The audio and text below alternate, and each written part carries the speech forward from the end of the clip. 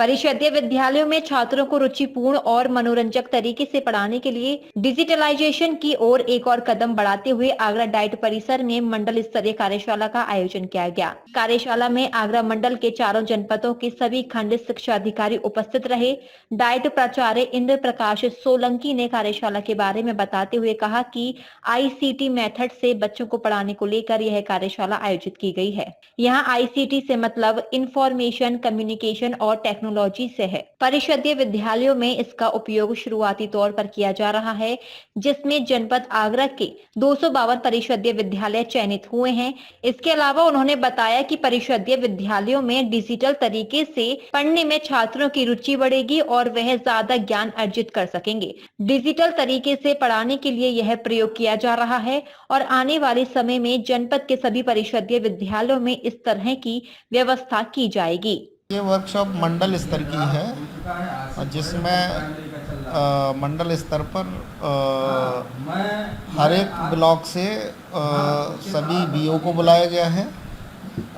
जितने भी बीओ हैं, हर जनपद से सभी बीओ आए हैं, खंड शिक्षा अधिकारी, और इसके साथ साथ ही 2 डाइट के लेक्चरर आए हुए हैं, SRG आए हुए हैं, और बाहर से जो टीम आई है, जो एक्सपर्ट हैं, कल उन्होंने अपना सेटअप लगा लिया था और वो इस तरीके से उन्हें इस तरीके से उन्हें बता रहेंगे कि किस तरीके से हमारे स्कूल्स में इस टेक्नोलॉजी का फ़ायदा हो। ICT, ठीक है ना, इंफॉर्मेशन एंड कम्युनिकेशन टेक्नोलॉजी, तो इसमें किस तरीके से फ़ायदा हो। हालांकि टेक्नोलॉजी तो बहुत पहले से ही स्टार्ट हो गई बेसिक में, जब से ये कोरोना आया, कहते हैं आपदा में अवसर, तो उसी समय से ये टेक्नोलॉजी शुरू हो गई थी। जैसे ऑनलाइन मीटिंग होना, ऑनलाइन इन्फॉर्मेशन प्राप्त करना, जूम मीटिंग, बहुत सारी चीज़ें थी।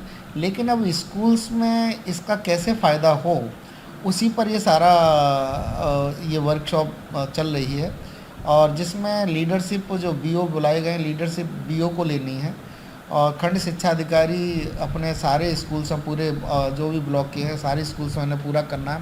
हालांकि फ़र्स्ट फेज़ में देखा जाए 252 आगरा के हैं, 196 फिरोजाबाद और मथुरा के हैं, और 87 स्कूल्स हमारे मैनपुरी के हैं। इतने फर्स्ट फेज़ में इतने स्कूल सेलेक्ट हुए हैं। तो इनमें टेक्नोलॉजी का किस तरीके से ज़्यादा उपयोग हो, किस तरीके से बच्चे ज़्यादा से ज़्यादा फ़ायदा उठा पाएँ। जैसे उदाहरण के लिए हम कहें कि ऐप तो बहुत सारे चल रहे हैं। बेसिक एजुकेशन में दीक्षा ऐप है, रीड अलोंग ऐप है, निपुण लक्ष्य ऐप है, और समृद्ध बहुत सारे मॉड्यूल्स हैं। तो इन ऐप के द्वारा जो रियल उसमें किस तरीके से फ़ायदा हो, या दीक्षा ऐप पर जो 6500 से ज़्यादा वीडियोस पड़े हुए हैं, उनका बच्चे ज़्यादा से ज़्यादा कैसे फ़ायदा उठा पाएँ।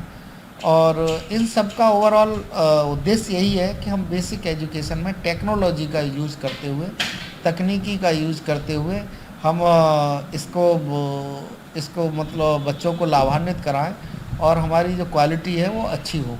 तो यही ये प्रयास है।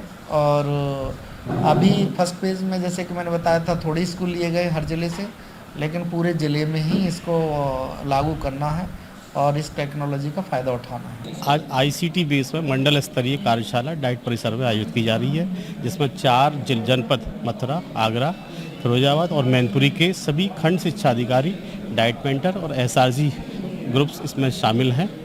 और यह एक परिषदीय विद्यालय में नवाचार की जो भूमिका है, बच्चों को ज़्यादा से ज़्यादा शिक्षण, रुचिपूर्ण शिक्षण, मनोरंजन शिक्षण और तकनीकी शिक्षण का ज्ञान परिषदीय विद्यालयों के लिए मॉडल के रूप में चयनित विद्यालयों में आगरा में लगभग 252 विद्यालय हैं, फिरोजाबाद और मथुरा में 196, मैनपुरी में 87 विद्यालय चयनित किए गए हैं, जिसमें डिजिटल बोर्ड लगभग ये तकनीकी रूप में विद्यालयों को दिए गए हैं, और मॉडल के रूप में फ़िलहाल इनका परीक्षण चल रहा है। और जब ये अच्छी तरह से विकसित हो जाएंगे, इनका सुचारू रूप से प्रयोग होगा, बच्चों को मनोरंजन स्थिति में शिक्षण मिलेगा, तकनीकी शिक्षण मिलेगा, उनको रुचिपूर्ण जागरूकता सभी जनपद के सभी विद्यालयों में इस प्रकार का डिजिटलाइजेशन परिषदीय विद्यालयों में सरकार के द्वारा किया जाएगा। DG महाराजा न्यूज़ के लिए शैलेंद्र लवाने की रिपोर्ट।